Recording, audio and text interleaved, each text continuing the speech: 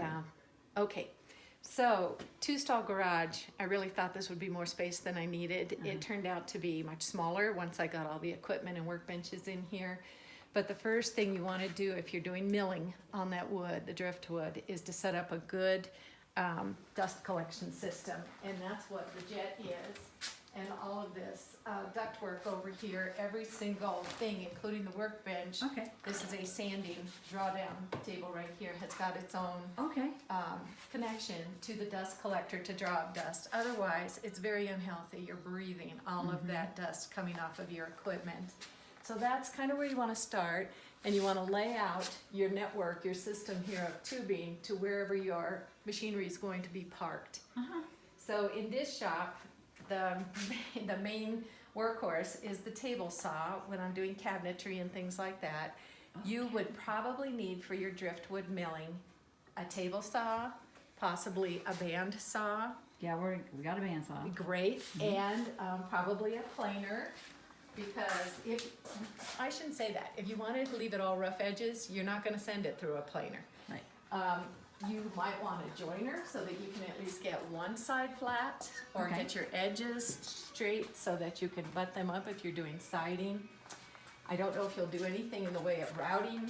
This is a I'd router love to. table. And see what else. I've got a drill press, and I use that and this little belt sander a lot on Yeah. the salt cellars. We use those.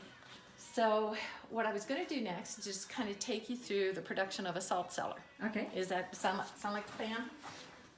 So they start out much like your driftwood. You've got just a limb, and it's got all of this bark and everything attached to it. I am really fortunate. That one was red cedar. This one is pinon. This one yeah, has my favorite. already been shaved so that the bark has been trimmed down to where it's fairly even and all of the rough parts of the bark are off of it. And to do that, if you don't already have them, you'll use a draw knife like this. These were my grandfather's. And Oh my. they're just perfect. You set your log in and you start drawing Oh, okay. gently against the bark and Okay. peel off as much as you want until you get it down to where it's fairly smooth. Then what I do is chunk cut them. I just call it chunk cutting. And I do this on my bandsaw over here. And I start cutting what will be the blanks Oh, okay. for the salt cellars. So I'll size how big I want the piece. I cut it, and then I cut the base, and then I cut the top. And you just keep working your way down the log and cut as many as you want or many as you can. Each And- with its own little personality. Yeah, I mean, it's so wonderful because it will expose things that you didn't even quite realize were there, you know, Yes. the different knots and things. Then after these are cut, I go over to the drill press and I put several fences on that to hold these and wedge them very tight. And then with the drill press, I cut out the cores using Forstner bits. Of course, some people That's get what it. that is. It cuts the cord. Yeah. Okay. And these get dull very fast.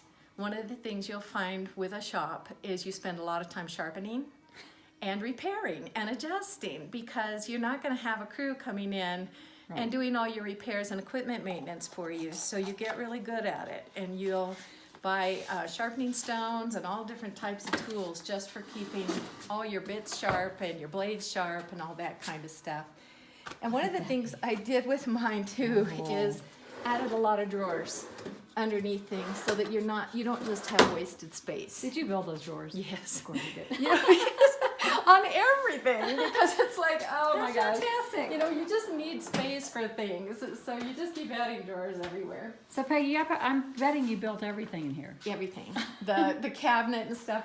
This has just been. My mom found me the plans for this in a this old house magazine. Yes. Yeah, that's one of our And faves. it's got a sanding table here, and it's got a connection down here so that it draws the sand down as you're sanding over here, and it doesn't let it get out in the room.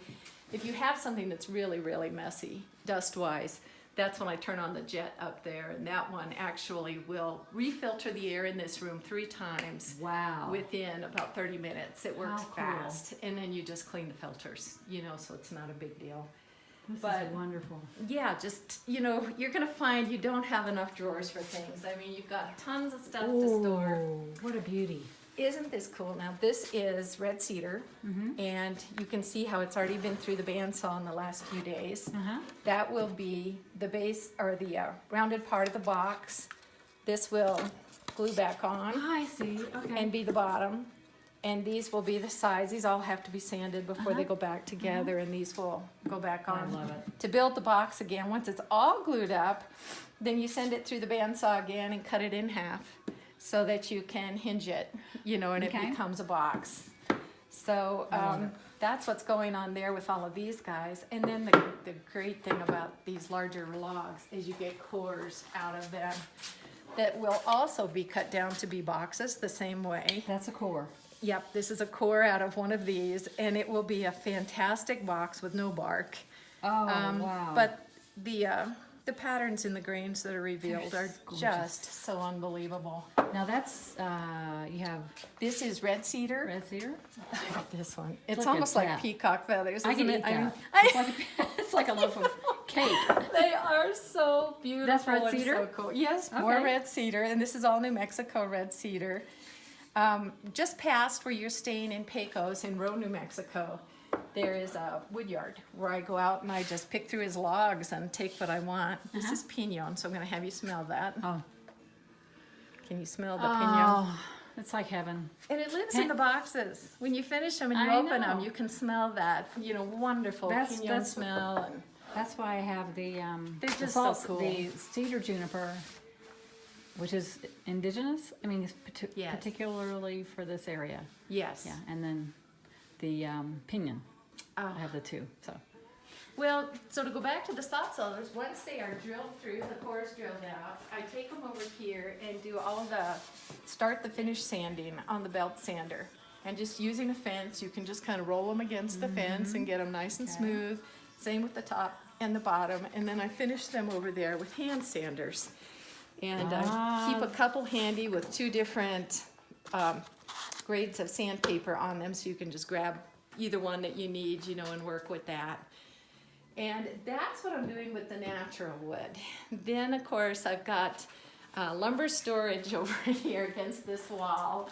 If you've got an open wall that's got good support, those brackets, I think, came from Rockler. And you've probably seen Rockler catalogs. But, Yeah. you need to kind of just be aware of not overloading. But most of that lumber is from just my local Home Depot or Lowe's.